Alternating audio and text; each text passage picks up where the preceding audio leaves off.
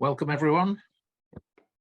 Just watching the participant numbers going up here, so I'll just give it a few seconds to get everyone into the webinar as a start. While we're doing that, great thanks to Grant Nicholson who's running this. Grant has been involved in the SFIA community for a number of years, and it's always been a strong supporter of what the foundation is up to. We've had a huge amount of interest in this webinar, so we've had over 600 people registered to join, and they've come from more than 50 countries. So it's a real evidence of the global interest in the topic that Grant's going to be talking about, and I guess the interest in SFIA as a whole. So at the moment, we're heading towards 100 people on this call. So the admin for this, it's fairly straightforward. What we'd just like people to do is to use the Q&A to ask questions. It really makes the webinar more lively. If you've got a question, there's no doubt someone else has probably got a similar question. So by taking part and asking a question, we spread the learning about what's happening on the webinar. It's also much easier for us to manage and track the questions if you use the Q&A feature rather than the chat for actual questions.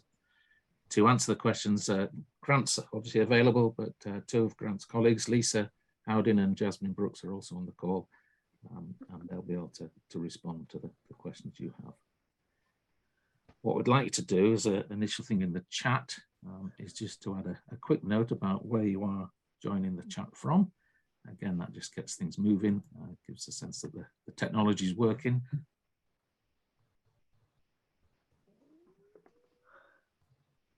And please also use the chat to share any links or ideas that aren't actual questions, but things you just want to share with the group. Okay, so I think without any more, I'm ready to hand over to Grant. We've now got 85 people on the call. Okay, Grant, over to you. Thank you, Peter. Hello, everyone, and welcome this evening or this morning, wherever you happen to be in the world. What I'm going to talk to you about today relates to how we've been using SFIA and a particular tool that we've used or created using SFIA here in the Australian public sector. So a bit of background. I'm coming to you from the Australian Public Service Commission, which is a central government, a Commonwealth federal government agency that looks after the people or the public servants of the Commonwealth in Australia. So we, as part of that, one of the features we have is we have a digital profession, which looks after the capability of digital professionals across the Australian public service. We try and help with digital capability across the Australian economy, not just for public servants. So some of what we do, we like to share and spread around so it helps to everybody in the economy, private as well as public sectors. Let me share my screen and get started with some of the presentation. Okay. The Australian Public Service itself, we refer to it often as the APS. The APS employs approximately 180,000 people. 10,000 of those are digital professionals.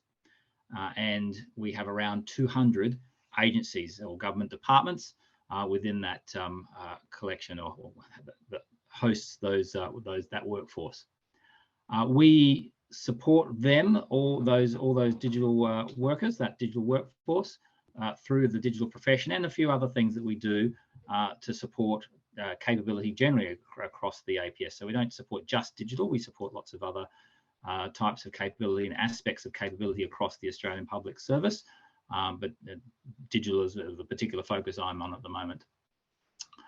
We use a capability model and capability frameworks to describe digital roles, and I'll get into a little bit of the details of that further on. And SFIA, of course, is the primary capability framework we use, but it's not the only capability framework we use to describe skills and other aspects of capability. We've been using SFIA for quite a while. I've been using it since 2010, and I started with version 4. It's developed a fair way since then. We're now on to version 8, so all the way along I followed the the track and the improvements and development, the evolution of SFIA along the way. And it's good to see it continuing to keep pace with what's going on in the digital capability space. We use other capability frameworks in conjunction with SFIA, and one of the ones that we've developed here in the APS as well that we use is there's a data capability framework we refer to as the DCF. We use that as well as SFIA, and I'll also mention later we use a cybersecurity one as well. We've established a whole of country SFIA license so that everybody within the Australian economy, anybody who's based in Australia, any business, any individual, any organisation that's working in or based in Australia can use SFIA without having to worry about licensing considerations. They're all covered under the umbrella of the license we have for the entire country. Our New Zealand colleagues have done the same in New Zealand. So it's quite easy and seamless to use SFIA and share SFIA related resources in Australia and in New Zealand. We support a community of practice across the public sectors of Australia and New Zealand. And we have an active group of SFIA practitioners. There's more than 250 in the group who share resources, share knowledge, learnings, how we use SFIA and products and tools that we create using it to try and help everybody make best use of it in their jurisdictions. And we also invite the general community, so this is the private sector as well, to join in us when we're considering things like the next version of SFIA. What would we like to see in SFIA 9? We had a workshop recently where we had people from public sectors, private sectors, all come together to discuss what it is we would like to see in SFIA 9 as it's being worked towards. That just helps make sure it's going in the right direction for the entire community, everybody who might be trying to use it in our part of the world. Specifically on that, how we're influencing the development of SFIA, we've had the track record of being successful in this. In the last cycle, when SFIA 8 was being developed, we had some workshops to figure out what does our community want in SFIA 8, and we were very successful in that we had proposed new skills for things like data engineering and data science and high performance computing, machine learning, and so on. And we even went to the extent of having design sessions and building what we would like those skills to look like, or proposals of what those skills could look like, submitted them into the SFIA Foundation. They went through the global consultation processes and ended up being in SFIA. So we were very happy that we were able to influence it in that way. We've done recently with our workshop on what we'd like to see in SFIA 9.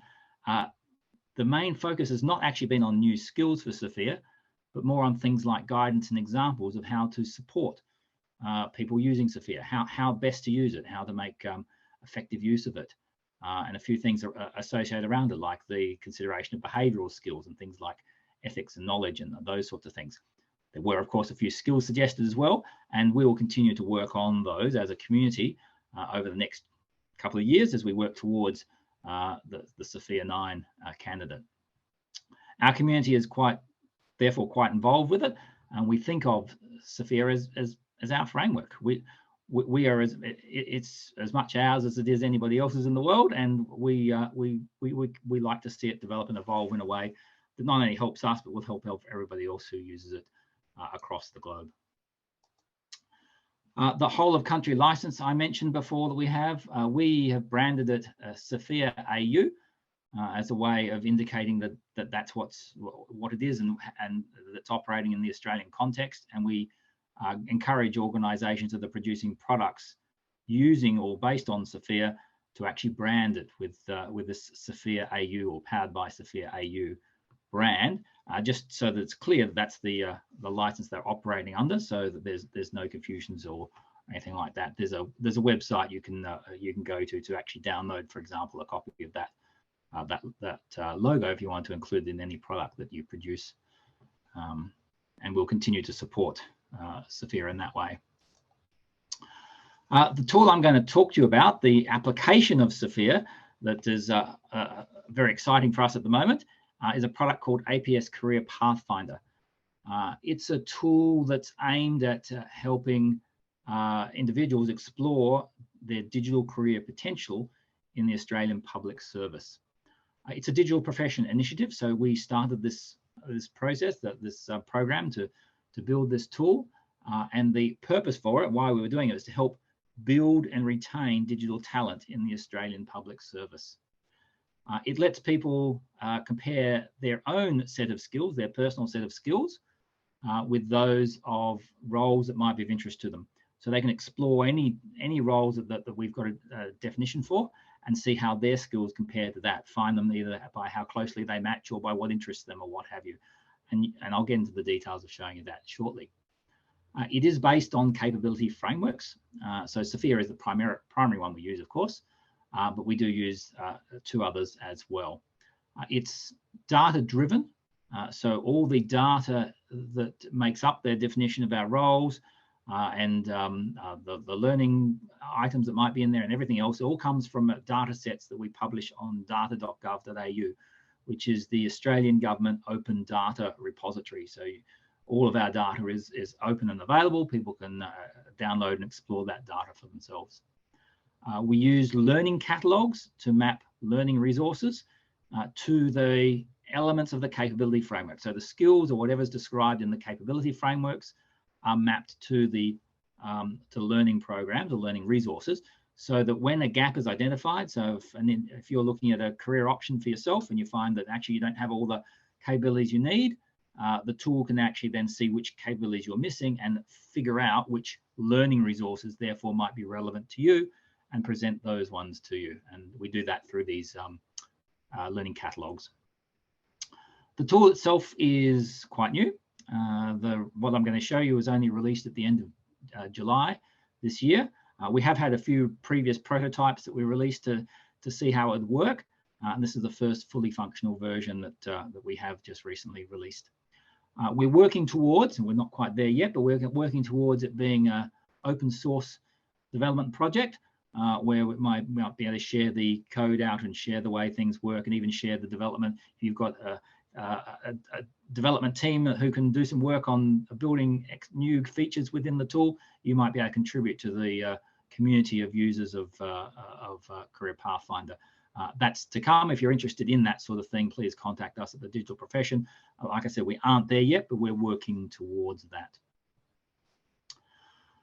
Before I launch into showing you the tool itself, just a few notes about or concepts behind it that are important to understand. We operate entirely at the role level. So in our model, there are jobs and roles, and they're quite different. A job is what an employer actually needs to get done. So an employer has tasks that they need to get achieved. They hire people to perform jobs. They design that job to be whatever it is they need to get done. We don't put any constraints on that. We understand that organizations will create jobs according to their needs. But it's hard for people to get their head around 10,000 unique jobs. So that's where we go to the next level up, which is the role level, which is if you like to think of it this way, as a template for jobs. There are lots and lots of jobs that are very, very similar. They possibly even have the same name. They have similar skill requirements. They'll have similar pay grades, all these sorts of things. And you can treat that collection as a role, so that these very similar jobs, or the same as they might be, can be considered a role. And you can have multiple different roles. And when people create a job, they can base it on a particular role or on several roles. That's up to the organization about how they design their job. But how do we give people guidance about being ready for a job? If they want to have a career switch or a career change, they're developing their own skills for a new job in the future, a new career stream in the future. How are they going to figure out what skills they need to learn when they don't know what the employer is going to design into their job? You might not be ready for your next career switch move for 6 months or 12 months or more. How do you know what the jobs are going to be defined as when you get there? It'll depend on what the individual employer has in an available job at the time. So to help people in that regard, we offer guidance in the form of roles. So we have typically defined roles. This is what a role typically looks like, and you can prepare your capability to match what that role is, so that when the job does become available, you're going to be in a very good position to be able to get that job. You'll have to look at what the individual organisation who created that job wants you to do, but you'll probably be in a good place for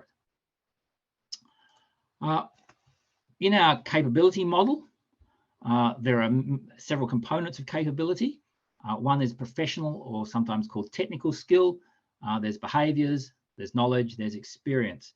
And for somebody to be effective in a job and to find out what somebody needs to do a particular job, you need to have the right combination of all of those things taken into account. But for the purpose of career path exploration at the role level, we focus just on the professional skills. Now, we don't ignore the rest.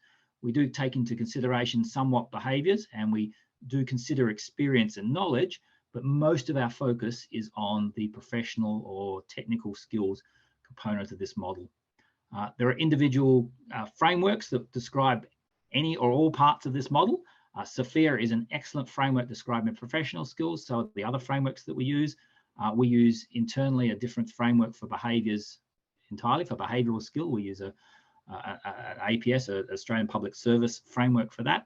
And different organisations will use different frameworks for describing different parts of this model. But not to forget, when you do get to that job level, when you're looking at candidates for a job or something, you do need to consider all components of this model, even though for career paths we just focus on the professional or technical skills. In the entire digital skills landscape, there are lots of disciplines and lots of roles that can be considered. We have not finished exploring the space yet, so we develop role definitions discipline by discipline. And each of the bubbles in this diagram represents a discipline. You might not be able to see it clearly, but the little blue stars inside the discipline bubbles indicate where we have already explored that discipline and how many roles we have identified and defined in those disciplines. As you can see from the high level view, we've covered a lot of the space, but some areas are not covered. Like, for example, the data space in here and the operations space, and some of the quality space. Some of those areas we haven't explored yet. We're still continuing this work to define the roles in some of these spaces and to revisit some of the spaces where we looked at them a fair while ago. The way we do that is we run workshops with expert practitioners from the field. So we bring in actual service designers or actual architects, and we ask them, what are the roles like in your field? What skills are required? What experience is required? What typical knowledge is required? We get them, the experts, to tell us what is required. We capture that data, and then that's what goes into Career Pathfinder. Because the tool is data-driven and dynamic, as soon as we run one of those workshops and get new data, we can upload that to data.gov, and the tool can be updated so it shows the latest information about the roles. Okay, now Career Pathfinder itself has, at the moment, as of today, 179 roles in it across 48 disciplines. But that number will keep changing, so don't take that as a final figure. That's just where we are at the moment. We use three capability frameworks at present: SFIA, one called CISEC, which is a cyber security specific framework, and our data capability framework, the DCF. We built Career Pathfinder to be able to adapt to any capability framework. So we just have to upload a new capability framework, and then you have to have roles that are defined using that framework, and then a learning catalog that identifies learning resources mapped to that framework, and then you can just explore with that framework. So although we focus at the moment on digital capability, the tool could take in any other type of capability. If we had a legal skills framework or a HR skills framework, we could upload that into our system and show you how you could explore roles in the legal profession. The actual functionality is the same in the background. The tool actually doesn't understand what the capability means. It just refers to them as elements of capability and recognizes where roles have those capabilities and learning assets related to those capabilities, etc. The learning catalogs, we can have any number of learning catalogs with any number of items in them.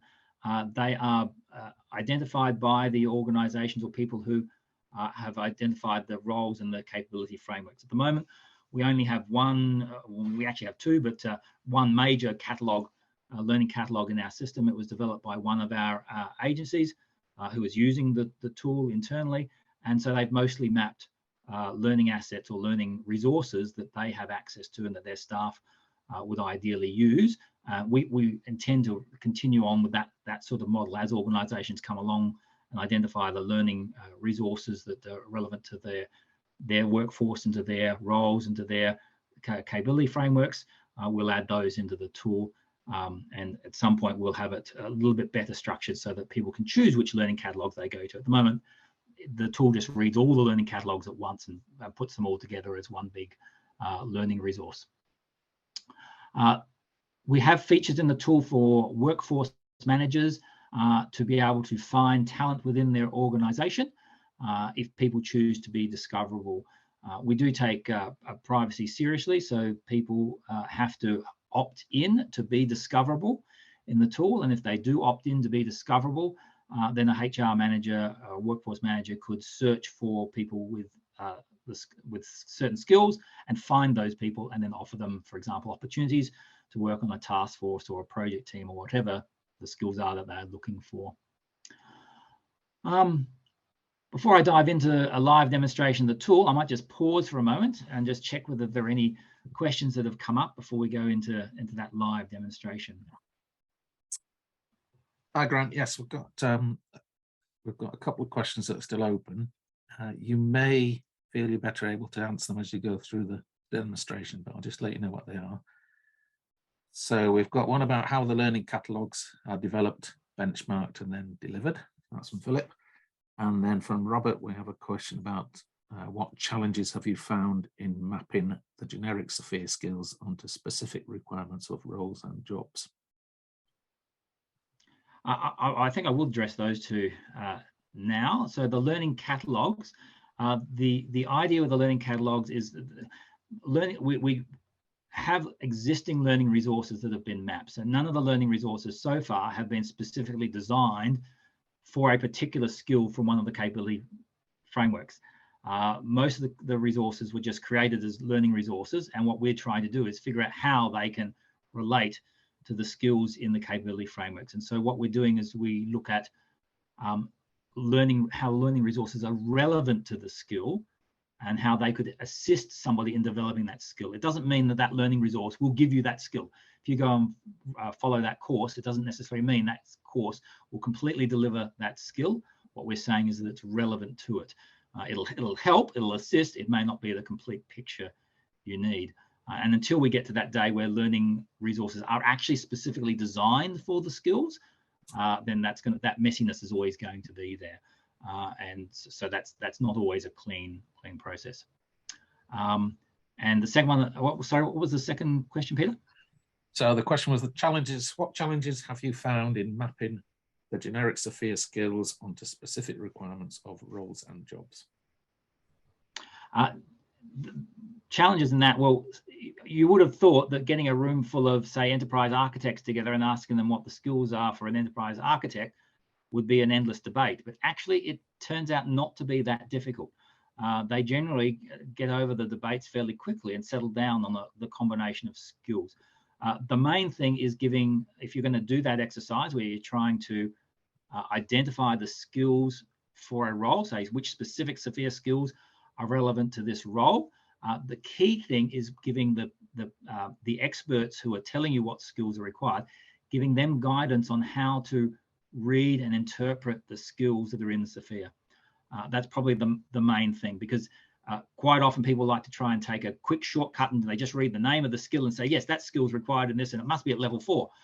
But they should actually read it a little bit more in detail and understand the context of it and so forth. So sometimes you have to just guide the people who are the experts in their discipline on how to use and interpret and work with the skill frameworks or the capability frameworks. So that would be my tip if you're going to do that sort of work. Okay, was there anything else burning, Peter? Otherwise, I'll get on with the demonstration. I think we have got some others, so thanks everyone for keeping those questions going. But in the interest of keeping not keeping us away from Grant's demo. We'll pick those up after you've done the demonstration, Grant. Okay, let me switch over to Career Pathfinder now. If you get these this presentation after the event, so I know the recording is going to be made available, the presentation itself may be made available. If it does, what I'm going to walk through is available as snapshots within the presentation. We did that as a backup in case anything went wrong with a live demonstration, but it means that you'll have access to what those screens look like after the event. Or of course, you can go on to Career Pathfinder yourself and have a play with it. So I'm just going to switch over to Career Pathfinder. When you first arrive at this tool, it will invite you to do a skills self-assessment. So it will invite you to start by adding your skills into the system. So remember, it is designed as a tool to help career seekers explore their career options in the Australian public service in the digital space. I'm going to actually not use that part immediately. I'm going to first show you another way you can use a Career Pathfinder, which is something that people like HR practitioners and interested parties could use to just find out what digital roles are about without even pretending to want to explore their own career potential. Up in the top here, there's this search for roles feature. And I'm just going to click in there and start typing something. I'm going to go look for something related to automation. So I've typed in auto, and there are a couple of roles that have been suggested to me. The first one, of course, there is an automation tester, but some things in the list you might not have thought about. For example, the second one there is infrastructure engineer. Why did that show up when I typed in auto? Well, one of the alternate names for an infrastructure engineer, just one of them, is cloud infrastructure automation engineer. So what it's done is it looks through all the alternative names that we have captured for roles and presents them as well. I happen to know that infrastructure engineer has quite a lot of alternate names, so that one is just one of the alternate names we have. So we've set up this search so that you can find the role by any name it might be known by. And one of the ones that often comes up with is something like a developer. That could be a software engineer, that could be a programmer. There are lots of different ways you could describe the same role, and through this alternate names catalog that we've got in here, we can find that by whatever name you might know of it we have all those alternate names in there. So also next to each role shown here is this little a tab or tile that's got either an APS number or an EL number in it. Those are part of our classification system. So that's an indication of the seniority or / behavioural expectations and the pay grade, if you like, of those roles. Our system goes from APS 1 through to APS 6, and then it goes EL1, EL2, and then SES 1. And that's just our classification structure. The tool adapts to any classification structure for an organisation as their roles are imported. That's just what we have at the moment. Over on the right, it says their typical APS.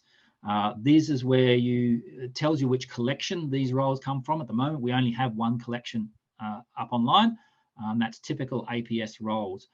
As we introduce in the future collections of roles from different places, like, for example, organisations, the Australian Tax Office might at one point put up some roles, and so therefore might be a collection of roles for that organisation, or we might have collections based on a theme. Government enterprise resource management, for example, maybe there's a series of roles related to that, so there might be a collection called GovERP or something like that. At the moment, as I said, we've only got the one typical APS collection. If you click on a role, then we can go and have a look at the details of that role. We've got information about what it is. So what does an automation tester do? A brief description of what an automation tester is. The skills that it requires. There's essential skills and desirable skills. Those skills are essential is what you would need to have if you were going to be hired as an automation tester. So you really can't do the job unless you've got these skills. Desirable skills are still important in the job. We would expect you to have those eventually, but you could get the job without necessarily having those on day one. You could develop those sort of skills on the job as time goes on. So that's the distinction. If you were competing with people for a job where others had the desirable skills as well as the essential skills, then they might beat you and win the job because you don't have all the skills that are both essential and desirable, but that's up to the selection process when you're going for the job. As well as that information, we have this day in the life of information, which is a profile of what it would be like to actually be doing this job. If you were an automation tester, what would you be doing? Well, we've actually asked somebody. So in this particular case, Sarah was an automation tester, and she gave us a bit of a story about what it's like to be an automation tester, what she likes about the job, and what challenges there are, those sorts of things. And we're trying to provide that sort of information on as many roles as we can, so that people can get a feel for what it might be like. If you're going to invest time in learning a new set of skills to change your career or jump to a different role, then you want to know as much about where you're going as you can. And so that's what we're trying to help people discover. With each of the skills, you can get the full information about the skill by reading the details of what the skill is and what it is at each of the levels that it applies at. You'll notice at the moment, it says that I'm missing all these skills. I haven't told the tool yet what skills I have. As far as it knows, I don't have any skills. And so therefore it says they're all missing. And therefore, if I go to say, how do I upskill? It's going to be showing me all the learning resources for that entire collection of skills. Now, the way it does this, and the way it sets the recommended set of learning resources, is it looks at all the skills that you're missing, or the skill gaps you have. You may have a skill and maybe you're not the high enough level, or you might be missing skills altogether. What the tool does is it looks at that combination of skills that you're missing or that you need to uplift, goes to the learning catalogs, finds all the learning resources that address or deal or associate with those skills, and it finds which ones have the greatest combination. So which learning, is there one learning resource that touches all of those skills, for example, or which learning resource touches most of them? In this particular case, it's come back with this first one, which touches 2 of the required skills, as well as a couple of other skills it hits. And then as you see, as we go along, like the third one on the list only hits 1 of the skills. And what then the tool tries to do is fit a combination of these together to address all of the skills that you need or that you're looking for. If you're interested in looking at the learning resources one by one, you can go down and look at each skill and look at the learning resources associated with each skill. But it tries to recommend the optimum combination. I'm still not entirely happy that process of figuring out which is the optimum combination of skills is exactly right myself yet. So it's still something we might be working on and developing and making it better. But it's not a bad selection if you have a look at what it's come up with. Okay. While you're going through this process, you might want to save some of the stuff that you're doing, for example, where it's got these little blue things that say add to plan. When you click on those, what it does is it puts this role and these learning resources, and let me show you that, in your career goal bucket up here. So it actually is, you can actually collect a number of roles along here and a number of learning resources that you were interested in. So as you explore the learning resources and the roles, you can add them to your career section there. I might just show you one more feature of that automation testing role, automated tester. And if I can get back to there, auto.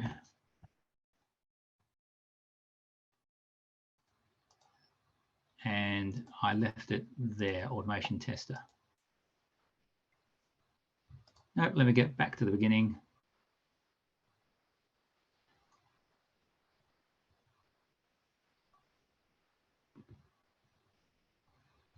Just a little pause while it's refreshing. Oh, there we go, there it is.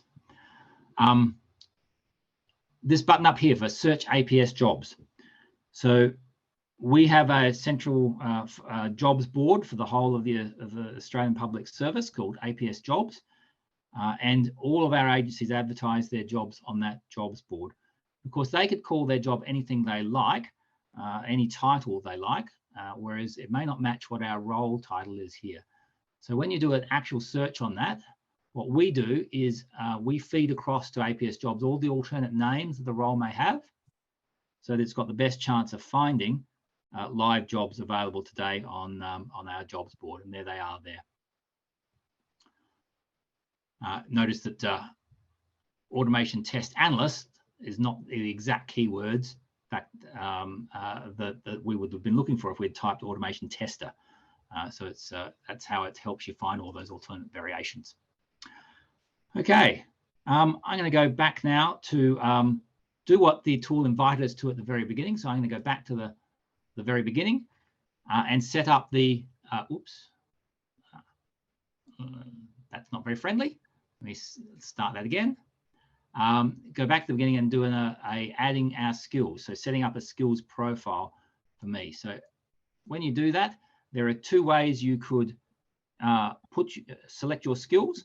One is you could drop in your CV, upload a copy of your CV, or paste you might go to LinkedIn and paste your profile from LinkedIn and paste it into here. And our tool will use a machine learning algorithm to try and suggest or recommend what skills you might have from that. So it'll read your CV and make recommendations for you about what skills it thinks you might have. That part of this tool is also, again, I don't think fully optimized yet. I don't think it's as accurate as it can be. We got some more work to do to make that a little bit better and more effective. A much more effective way for you at the moment to do it is to manually select the skills, where you go through each skill one at a time, read the details of the skill. You can see what that skill is about. You can look at each of the levels of it. And as you go through, you can say, okay, that's the right level for me. I want that skill at that level.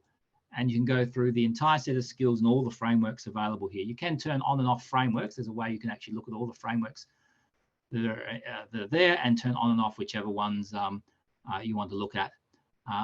You can also select the role or a combination of skills by role. So when you look at a particular role there are the skills that we've, through our work, defined as skills required for that role, and you could select those as one hit. There's a particular combination I want to pick up on here, so I'm going to pick up that one, and I'm going to go find the tester skill. So I'm going to pick out all the skills, those sets of skills there from its test analyst APS 5. I'm going to click on that. As you notice, that one automatically came on because it's one of the skills in the set of the test analyst. So now that I've got that combination of 7 skills, I'm going to say, yep, that's my set of skills. So let me go. I can adjust it if I want. I'm invited to change the levels. I could go through this and say, actually, you know, I look at that in more detail. Yeah, level 3, maybe I have level 4 of that skill, etc. You can go through and edit your skills, and this will automatically update over here as you do so. What the tool is now showing you is the roles that are the closest skill match to the set of skills you've set up. So for me, I've set up the skills of a test analyst. So not surprisingly, I'm 100% match for a test analyst. I've got all the skills required for that role. But if I were to go up this particular discipline to a higher level, so a senior test analyst, I'm missing a couple of skills and I need some uplift. And as I go further up, I might be missing more skills and need more skill uplifts. If I'm interested in jumping to another stream, so the digital testing stream, which is where automated tester is a different combination. If I want to go down to other disciplines, I might get, as you see, the indenting is increasing. I'm getting further and further away from a match to my current skills. That might be what I want. Maybe I don't want to continue on in the test analyst space. Maybe I want to become a quality coach. So I could click on that one and go see what the skill requirements are and have a look at the upskilling requirements for that. I might just quickly note, if I look at the automation tester now, I don't know whether anybody noticed, but the recommendations are different now. The skill recommendations are different. That's because when you look at the details, I have some of the skills. So I don't need to be recommended the same set of learning resources anymore, because my combination of skills I need is not the same as what I looked at before. So it's tuning the recommendations to just the set of skills I need rather than this complete set of skills for the role. That's one way to explore roles, just based on how closely they match my skills. But maybe I'm a little bit more mercenary. I want to actually see, well, what's actually in highest demand at the moment? So let me select role demand, and I can see, well, the highest demand here is a security architect. But as you can see by how far it's indented and that 5% marker there, I don't have many of the skills for a security architect. I could go and look at the details, but there's a lot of red there. I'd have to do a lot of work to get the skills from that. But it's in high demand. Maybe that's something that's important for my long-term career planning. That's up to you to decide how you want to look at this. Another way you can look at it is ignore skills match altogether and demand, and go by interests. So what interests do I have? If I'm interested in, and I can select anything, cybersecurity and DevOps and accessibility, whatever combination of interests you might like to select, the roles will then be shown here, prioritized by how closely they match your interests. So if there's any that have multiple of your interests, so if there's one role here, for example, that hits cybersecurity and DevOps and accessibility, it'll show up at the top, and then you can explore that directly through that mechanism. So that's another way you can look at it. You can also filter things according to the APS classification. So if you want to only go up, for example, you're already at a certain classification level and you want to go higher, you can turn on and off the filters to show just that area. And when I mentioned earlier about the collections of roles, you can actually select, we call them organizations. You can select the organization or collection you want to look at. So if you just want to narrow your focus to, say, a particular agency, if the Department of Defense has a collection in here and you just want to look at those roles, you could then just select that one organization and explore them that way.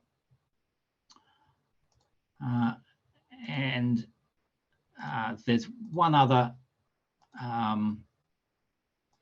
thing we can look at. There's a feature, and I'm going to actually at the moment switch out of the demonstration, go back to the presentation. Just let me get the presentation up and jump to that. I mentioned earlier on that you can do a talent search. I'm not going to log in and do the talent search because, as I said, we respect privacy, so I won't show you what any of those results might look like. But if you do select this option to be open to opportunities here, then workforce managers in an agency can do a search and potentially find you. The way it works is there's a find talent option within Career Pathfinder. Only people who are authorized workforce managers will see that option. So most of you probably won't see that find talent search option. But those who are authorized to do a search will be able to see that. They will only be able to search people who are in their organization. So when you register to use Career Pathfinder, you can use it completely anonymously. You don't have to log in or register at all. And the only danger is that once you do that, if you set up your skills profile and you save some resources in your career plan, as soon as you close your browser, it's all forgotten. We don't keep any record of that. For it to be saved, you have to log in. So you can create an account, log in, use your email address, create an account. You can use a private email address, and again, we won't track any information, or you won't be findable in the talent search thing. Only if you register with a government email address, so a .gov.au email address, then you will be discoverable if you choose that I'm open to opportunities button. Otherwise, you will not be discoverable for opportunities. The other thing our workforce managers can do is they have an option to download a complete skills list of their organization. So for workforce planning purposes, they might want to see what skills they have available in their organization. That list is de-identified, so they won't be able to tell who has which skill. They'll just be able to see the total number of each of the skills that they have in their organization. And that can be useful for figuring out, well, if your workforce planning indicates you need a certain type of skill in the future, how much of it have we got at the moment? You can actually see that through this process. When they do a talent search like that, what they do is they set up, your workforce manager would set up a skills collection that they want to search for, and the tool will give a result, which will give the people who has how much of a match to that set of skills. This is not like the match I was looking at before, but previously it was looking at what my skills were and how they relate to the individual roles. This is looking at this combination of skills, which has nothing to do with the individual. What it's saying here is that these individuals have a certain number of those skills. Now, the person doing the skill search may have been looking for 15, 20, 30 skills to create a project team of 10, 12 people. So they're not expecting any one person to have all the skills. So when it says missing here, it's not saying that an individual is missing the skill. It's just saying that individual doesn't have some of the skills that you're looking for in that project team. But hopefully the combination of people here, you'll find the right combination of people that make up the set of skills that you're looking for. And that's the way the tool is designed to help people to do that. Okay, I've done a lot of talking there. I'd like to now open for questions. If you would like to explore it yourself, you can either follow this hyperlink if you get this slide deck later, or just go to a Google search and type in APS Career Pathfinder and you will find it. There's only one out there, and explore it for yourself. Please have a play. There is a feedback feature built into it. If you go into the help system, which I didn't even show you the help system inside Career Pathfinder, but inside the help system, there's a place for you to leave feedback. We'd be happy to get your thoughts. If you have any suggestions on how the tool could be improved or that sort of thing, please leave feedback for us. We'll be happy to see that. But I'll stop now and open for questions. Thanks, Grant. It's been very busy behind the scenes, Grant. I love it. Lisa and the other facility have been, and Jasmine have been doing a great job answering. So what I'll try and do, there's a, and to the wider group on the call, recognize there's lots of detailed questions, so we've got limited time. So I'm going to try and pick out some that we can ask Grant that maybe get the best value out of the time we've got. What we will be able to do is pick up on some of these questions, and we will provide answers, responses on the follow-up to the webinar. So apologies if we don't get around to everyone's. Equally, if you don't think we've quite got the essence of the question in the response, please put something in the Q&A so we can clarify exactly what information we need to provide. So Grant, I'm going to ask you a few big questions. You can decide whether you can answer them in this call or not. So we had one here around the build versus buy question. I can't see it at the moment, but question of whether you could have used a commercially available tool or building your own. What was the thinking behind that? If there's anything you can share on that. Yes. So when we started this project, we actually went out to market. So being a government organisation, we put things out to tender, out to market. We went out searching for a solution. We were open to existing tools or a development project. And the best response we got was a development project, a proposal to build something, and we've pursued that. We would have been open to any option that would have given us the outcome that we were looking for, and it turned out to be a build process. It was effective and a solution for us. So we went out to market a couple of times to just check that. And continued on with the build process. So we were happy, and we're quite happy with the result we've got. It's been well tuned. We've gone through the proper cycles of doing discovery and user research and co-design and all those sorts of things, and we're happy with where it's developing. We, of course, are open to how things could develop in the future.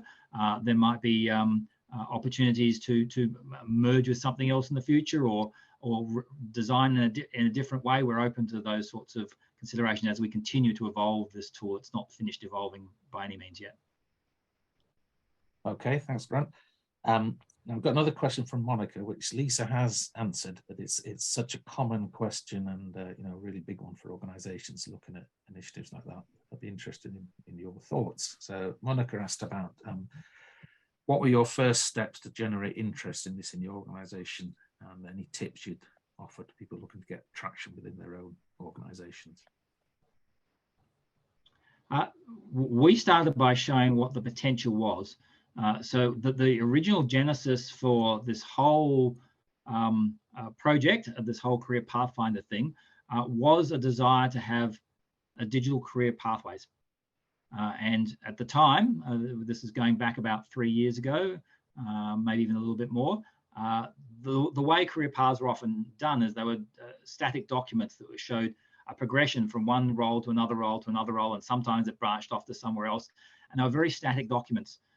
They were not terribly dynamic, and you certainly couldn't go from your current set of skills and have it customized directly to your skills and your capabilities. And so we identified that there was a potential here to do something much more interesting. And so we started even more primitively than prototyping it. We started to mock up how that could work and how it could function. And it started to generate a great deal of interest just by we actually drew the very first ones. We drew example diagrams in PowerPoint to show how you could explore a career path using something like this. And that generated the interest, which then allowed us to do a prototype, which then generated even more interest, which allowed us to go on to where we are today. We wouldn't have gotten this far if it hadn't struck a chord of interest with many people along the way. And that's what's happened. In a lot of cases, we haven't been actively selling this. We haven't been actively banging on people's doors and saying, yeah, isn't this great? It's actually been a case of people have found it and said, wow, this is great. We would like to contribute to this, or would like you to see if you can do something in this direction over here. And that's how it's evolved. Thank you, Grant. Got a number of questions. Delano's from the Netherlands has been asking some really interesting questions here. So let me just pick on one of them, which that hasn't been directly answered yet. Delane is also interested in, I think, sharing some or getting together to understand a bit more about how you've done this. So that might be something to follow up on. But the specific question is, do ICT professionals self-assess their skills, or is it done by their manager, or a combination of this? So at the moment, it's completely self-assessment. Your manager can't even see, the only person that can see potentially what skills you might have is if a workforce manager is doing a search for talent. Your line manager wouldn't even be able to see your own skills at the moment. That's not the way the tool's set up. It's set up for an individual to just explore their own career potential. But down the track, so we have a long feature list of features we'd like to add to the tool. And one of those is to develop further up the line of confidence in the skills assessments. At the moment, self-assessment is the lowest level of confidence that we can have in the skills that an individual has, because they've self-assessed. They might have some personal biases. They might not be familiar with the skills and the way the skills are described, so the accuracy of their self-assessment may not be ideal or perfect. The next level of confidence would come if a line manager or somebody verified those skills. So they looked at what the individual says as their skills, and then did some sort of assessment on that by knowing them perhaps, or by their work products or what have you, and give a level of confidence by verifying and saying, I endorse those skills, or even their peers could endorse them, like the LinkedIn endorsement thing does. An even higher level of confidence would come from some sort of accreditation or assessment scheme, some sort of formalized skills assessment, where an assessor would actually look at the individual's claim for skills and actually look at evidence and make some determination about whether the person's provided enough evidence to show or demonstrate that they have those skills. At the moment, Pathfinder doesn't do those latter two. It doesn't do the verified or assessed or accredited skills. But that's something where we would like to go in the future. We'll have to change things a little bit to adapt to that, because, for example, your line managers and assessors would have to have access to your skills profile to be able to verify and do that sort of thing. In the moment, we don't have that functionality. Okay, thank you, Grant. Now, there's a number of questions. I won't go through the specific ones, but it's around either the data being open, so the roles and skills data, and of course the interest you've now generated on this call and the previous one around the idea of open source for the tools. So if you haven't got specific answers, I think any general comments about your future direction, where you see this going, would be of great interest, I think, to people around the world. Yeah, absolutely. So the open data, the data.gov.au is an open data repository, so that's available to everybody in the world, and we intend to keep publishing our data there. As we go down into the future and we add more collections of data, it may be cases that some of those collections may not be made fully available and visible to everybody in the world. We'll wait and see how that evolves. I can imagine, for example, maybe the Department of Defense doesn't want all of their roles being visible to everybody in the world. That may be the case down the track. So, but for the moment, the typical APS role will remain visible and accessible on data.gov ongoing. As for the open development, as I mentioned, we aren't there yet. We're not fully set up for open development. We haven't are open and interested in being able to share this tool with others. At the moment, we've shared the code with one other government organisation, external, different, not in the Australian context, and we're open to that ongoing.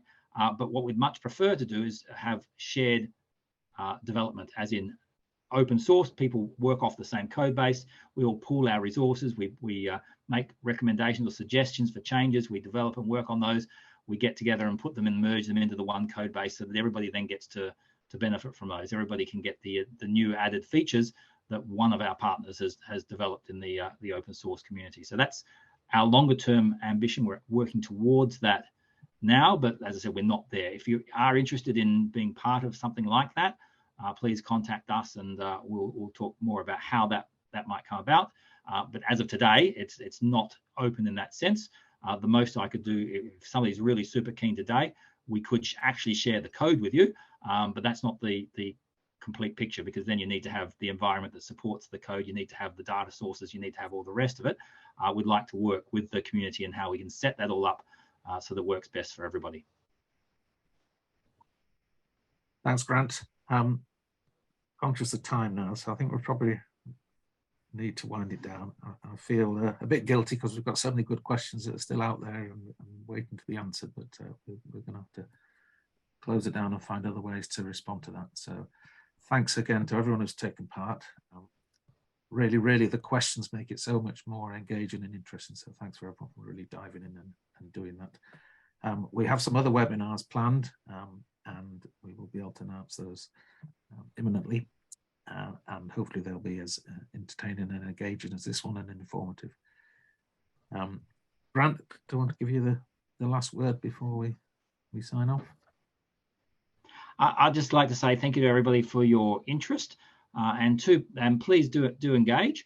Go have a look at the tool, provide us some feedback, contact us directly if you've got any ideas, suggestions, you want to work with us or what have you. We're always happy to talk and to collaborate. So thank you very much to the community. Thanks, Grant. Ian, it's over to you, whether you want to say anything or close it down. I think we might as well close it down. I think everything's been said. It's been well said, and lots of people have made comments like awesome, excellent, thank you. I don't think anything more needs to be said. So many thanks to everyone attending.